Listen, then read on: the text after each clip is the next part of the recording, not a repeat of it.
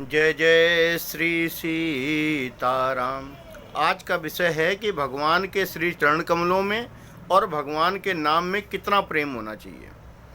इतना जितना कि चातक को स्वाति के जल से प्रीति होती है, ऐसा हम आप सभी को भगवान के नाम में और भगवान के श्री चरण कमलों में प्रेम होना चाहिए। पूज्य सतगुरुदेव भगवान की बताई हुई एक कथा मुझे स्मरण में आ गई है। आइए हम 2 मिनट उस पर चर्चा करते हैं। गंगा जी का किनारा है और वहाँ एक बहुत ही सुंदर वृक्ष है। उस वृक्ष पे वो चातक और उसका पुत्र दोनों ही बैठे हैं और भगवान से आर्तनाग हो के मैं प्यासा हूँ, मैं प्यासा हूँ, मैं प्यासा हूँ, ऐसी करुण पुकार कर रहे हैं कि हे प्रभु, स्वाति का जल बरसा दो, मैं प्यासा हूँ। नीचे अथाह जल गंगा जी का बह रहा है। गंगा जी के जल के समान पावन और कौन दूसरा जल है, लेकिन वो चातक, वो पपिया उसकी एक बूंद नहीं पीना चाहता, क्योंकि उसकी प्रीत तो स्वाति के जल से है। जब स्वाति का जल बरसता है तो वो चातक सोचता है मैं संपूर्ण स्वाति का जल खुद ही पी लूँ, उसकी एक भी बूंद जमीन पर, पृथ्वी पर ना गिरे। लेकिन ऐसा हो नहीं सकता, लेकिन उसका भाव ऐसा है। ऐसा हम आप सबका भाव भगवान के प्रति होना चाहिए।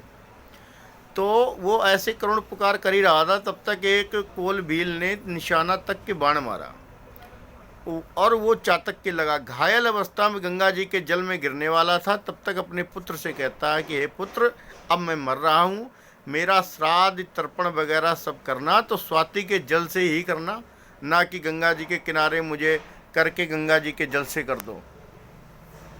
ऐसा कहते हुए अपने प्राणों को वो त्याग देता है। लेकिन उस चातक से हम सबको ये प्रेरणा लेनी चाहिए कि चाहे भले ही प्राण चले जाएं, चातक गंगा जी में गिरता है फिर भी अपनी चोंच बंद करके प्यासा ही मर जाता है। कहता है कि पीऊँगा तो सिर्फ स्वाति का जल ही पीऊँगा, नहीं तो प्यासा ही मर जाऊँगा। ऐसा हम आपको भगवान के श्री चरण कमलों में, भगवान के नाम में ऐसा विश्वास और दृढ़ संकल्प से प्रेम होना चाहिए। जिस दिन ऐसी प्रीत भगवान के चरण कमलों में हम सबकी जग जाएगी, उस दिन निश्चित ही करुणा सागर, दया सागर हम सब पे सहज अपनी कृपा करुणा करेंगे। बोलो जय जय श्री सीताराम।